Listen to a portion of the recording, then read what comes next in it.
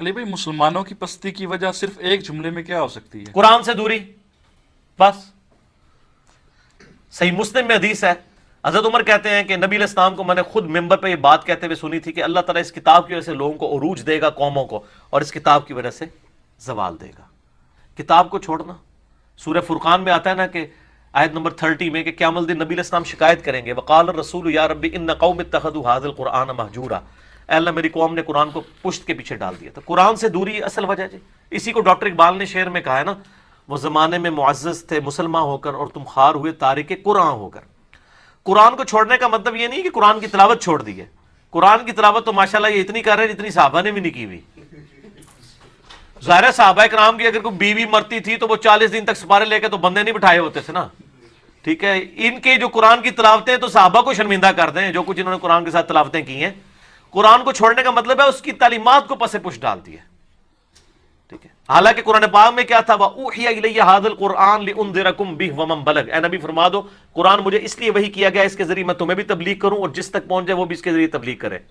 ہم نے مردے بخشوانے کا ذریعہ بنا لیا اسے، حالانکہ اس طریقے سے کوئی بخشش نہیں ہونی ہے جب تک ایک بندے نے پوری زندگی قرآن کھول کے نہیں پڑھا اس میں لکھا کیا ہوا ہے، اس کے مرنے پہ آپ 40 حافظ قرآن لا کے اس پہ سپارے پڑھواتے رہیں گے تو اسے کیا فائدہ ہونا ہے؟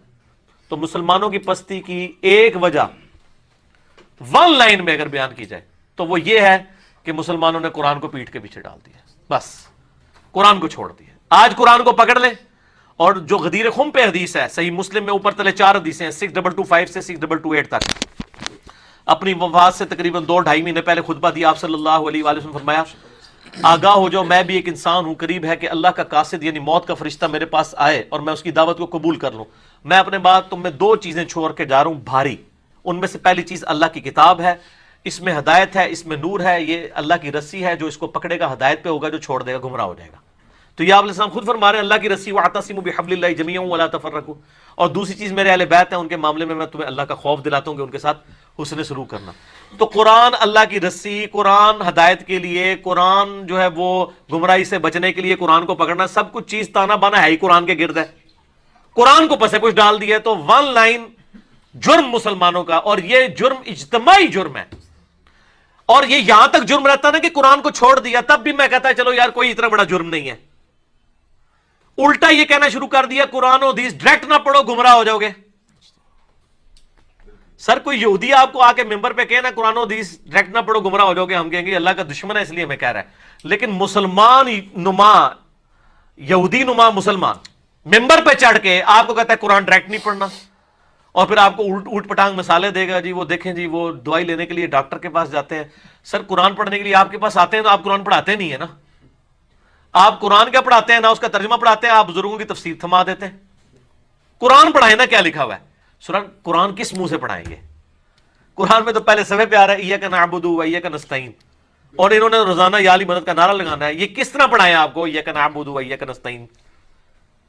قرآن میں تو جگہ جگہ آتا ہے اطیعوا اللہ و اطیعوا الرسول، تو ظاہر ہے جو بار بار یہ پڑھے گا وہ تو بار بار یہ کہے گا نا کہ آپ مجھے یہ نہ بتائیں کہ فلاں بزرگ فرماتے ہیں، فلاں مفتی صاحب کا فتویٰ ہے، مجھے بتائیں اللہ اور اس کا رسول کیا کہتا ہے، تو دماغ خراب ہو جائے گا۔ اچھا ہے سیاڑے جے، انہوں نے پتہ ہے کہ یہ کام خراب ہو جانا ہے، کر رہے ویسے ٹھیک ہو تسی، دنیاوی اعتبار سے بالکل ٹھیک کر رہے ہیں کہ قرآن حدیث پڑھنے سے بندہ ان کے مسلک پہ نہیں رہے گا، ہاں مسلمان بن جائے گا، ان کے مسلک کا بندہ نہیں بنے گا، بندے کا پتر بن جائے گا، علمی کتابی ہو جائے گا، ٹھیک ہو گیا۔ بس زیادہ نہیں نا شعر، وہ کہتے نہیں بار بار پڑھتا ہے۔ سر تو انہوں پتہ نہیں ہے، اصل میں اس معاشرے میں جو بندہ بھی کتاب و سنت کی بات کرے اس پہ پہلا انہوں نے فتویٰ لگانا ہوتا ہے کہ کوئی نیا فرقہ لانچ ہو گیا، یہ وابی ہو گیا، یہ فلاں ہے، تو اس لیے ہم خود اعلان کر رہے ہیں۔ کوئی وابی تو کبھی نہیں کہے گا میں وابی نہیں ہوں، کہ نہ میں وابی، نہ میں بابی، میں ہوں مسلم علمی کتابی، نہ میں وابی ہوں، نہ بابوں کا ماننے والا، بابوں کا دفاع کرنے والا بابی ہوں۔ یہ بابی میں نے ٹرم ڈیوائز کی ہے، ان کے بزرگوں نے صرف ایک ٹرم ڈیوائز کی تھی نا، وابی، تو اپنے لیے وہ ٹرم ڈیوائز کرنا بھول گئے تھے، ٹھیک ہے نا۔ وہ آپ کو پتا ہے نا، نیوٹن نے ویلاسٹی آف ساؤنڈ کا ایک فارمولا ایف ایس سی میں پڑھایا جاتا ہے، ویلاسٹی آف ساؤنڈ کیلکولیٹ کرنے کے لیے اس نے ایک میتھمیٹیکل فارمولا ڈرائیو کیا تھا کہ جو آواز کی رفتار ہے وہ کتنی ہے۔ اچھا وہ جب اس فارمولے میں ویلیو لگا کے کیلکولیٹ کی گئی نا، ایف ایس سی کے اسٹوڈنٹس جنہوں نے پری انجینئرنگ کی ہے ان کو اس بات کا پتہ ہے ایون پری میڈیکل والوں کو فزکس تو وہ پڑھتے ہیں. تو آپ ایسے جا کے یوٹیوب پہ بھی لکھ لیجیے گا Newton's formula to calculate the velocity of sound. تو وہ ویلاسٹی میں ایرر آتا تھا. وہ پوری زندگی کوشش کرتا رہا کہ یہ ایرر کیا ہے, وہ کور نہیں ہوا. اس کے یعنی مرنے کے بعد ایک اور میتھمیٹیشین آیا لیپلاس, ٹھیک ہے, جس کی لیپلاس ٹرانسفارم بھی ہے, اور میں میکینیکل انجینئرنگ میں پڑھائی جاتی تھی, ایون وہ الیکٹریکل انجینئرنگ میں پڑھائی جاتی ہے. لیپلاس نے نا وہ فارمولے کی غلطی پکڑ لی. اس نے پھر بتایا کہ اس نے جو یعنی ساؤنڈ ویوز کی جو ٹریولنگ ہے کو کنسیڈر کیا ہے نا, یہ ایڈیابیٹک ہوتی ہے. تو اس میں اس نے پھر وہ ایڈیابیٹک فارمولے کو جب فٹ کیا تو بالکل صحیح آ گیا. ان کے بزرگوں سے بھی غلطی ہوئی ہے, اس کی کریکشن بعد میں ہوئی ہے. انہوں نے وابی وابی وابی وابی ٹرم ڈیوائز کی, لیکن اپنی کرنا بھول گئے. ہم جو مرضی کریں. تو ہم نے بتایا کہ نہیں, یہ ہیں بابی, بابوں کا دفاع کرنے والے. ہم نے اسی قافیے پہ کہہ دیا اور پھر عرض بھی کر دیا کہ نہ میں وابی نہ میں بابی, میں ہوں مسلم علمی کتابی. اب اس کا ایک نیا ورژن بھی آ گیا سر, میں تھا وابی میں تھا بابی, اب ہوں مسلم علمی کتابی. یہ ایک بندے نے نیچے شعر لکھا ہوا تھا, ٹھیک ہو گیا نا. اس نے اس کی یعنی اس میں پیروڈی میں ایک جو ہے نا وہ اپنے دل کا درد بھی بیان کر دیا. ٹھیک ہے علی بھائی, درود ابراہیمی افضل ہے یا کوئی بھی مختصر ترین درود بھی پڑھ سکتے ہیں, مثلا صلی اللہ علیہ وآلہ وسلم یا اللہم صلی علی محمد وعلی آل محمد, یا کوئی دوسرا درود خضری یا درود قادریہ وغیرہ وغیرہ؟ اے تے تو کولوں لا رہے قادری اور خضری, انہاں دا کیا تعلق ہے درود شریف نال؟ درود شریف تو وہی ہیں جو نبی علیہ السلام نے تعلیم فرمایا. میں نے درود شریف پہ ڈیٹیل لیکچر دیا, مسئلہ 56 آپ یوٹیوب پہ لکھیں, درود و سلام کے صحیح فضائل اور صحیح احکام و مسائل. جو تواتر کے ساتھ درود ٹرانسفر ہوا ہے نا امت میں, نماز کے اندر جو ہم پڑھتے ہیں درود ابراہیمی, یہی بخاری اور مسلم میں آیا ہے. جب یہ آیت نازل ہوئی نا, ان اللہ و ملائکتہ یصلون علی النبی, سورۃ الاحزاب آیت نمبر 56, تو صحابہ کرام نے پوچھا یا رسول اللہ آپ نے ہمیں نماز میں سلام تو سکھا دیا, السلام علیکم ایھا النبی, درود بھی سکھائیں. تو پھر آپ نے یہ سکھایا اللہم صلی علی محمد وعلی آل محمد کما صلیت علی ابراہیم وعلی آل ابراہیم انک حمید مجید. اسی طریقے سے آگے. لیکن ہمارے ملک کے اندر کئی لوگ ہیں جو درود ابراہیمی سے چڑھتے ہیں, وہ کہتے ہیں یہ تو وابیوں کا درود ہے, اور کیونکہ انہوں نے جو درود ڈیوائز کیے ہیں نا اپنے, وہ اس سے فیل ہوتے ہیں.